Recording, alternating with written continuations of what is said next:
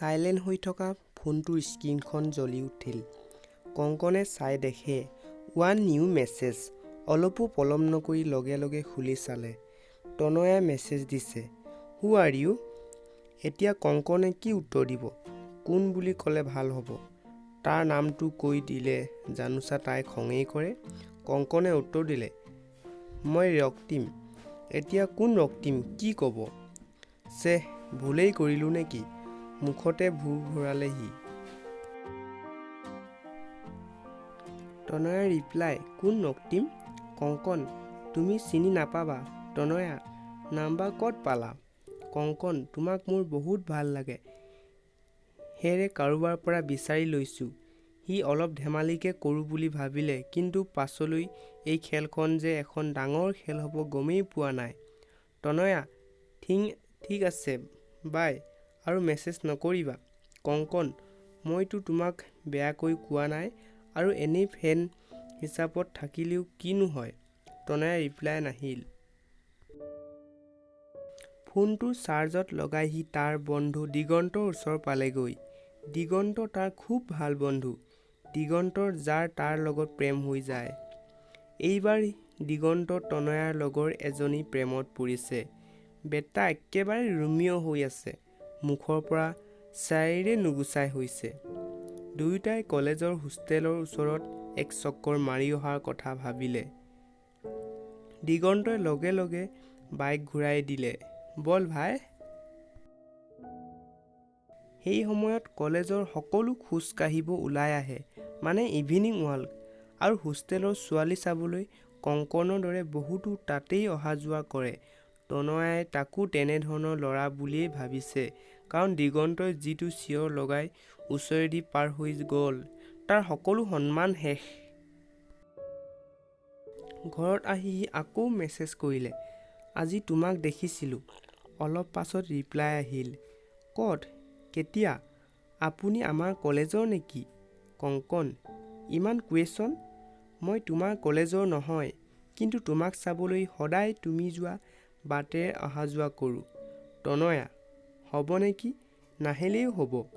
কংকন, তোমাকতো সোধা নাই, মই তোমাক সেই ভাল পাওঁ। তুমি পোৱা নোপোৱা তাক লৈ মোৰ কথা নাই। আৰু শুনা, তোমাৰ চকুজুৰি বৰ ধুনীয়া। কংকন মানে ৰক্তিমৰ কথাষাৰ তনয়াৰ কিবা ভাল লাগিল নেকি? লগে লগে ৰিপ্লাই আহিল, আপোনাৰ ঘৰ ক'তনো? কংকন, ইয়াতেই, তোমাৰ একেবাৰে ওচৰত। আৰু তোমাৰ? তনয়া, মোৰ গোগামুখ। কংকন, আজিৰ পৰা বন্ধু হ'ব পাৰিমনে? তনয়া, অ'কে, এতিয়া হ'ব হা, বাই। এতিয়া কথা হ'ল কংকনেই ৰক্তিম, কিন্তু তনয়াৰ মনত ৰক্তিম আৰু কংকন বেলেগ বেলেগ। যি কি নহওক, কলেজত সোমাওঁতেই কংকন আৰু তনয়াৰ দেখা দেখি হ'ল। কংকনে সুধিয়েই দিলে, হাই তনয়া, কি খবৰ? ভালেই, আৰু আপোনাৰ কেনে? আছোঁ কোনোমতে, কংকনে একেষাৰে কৈয়ে পেলালে।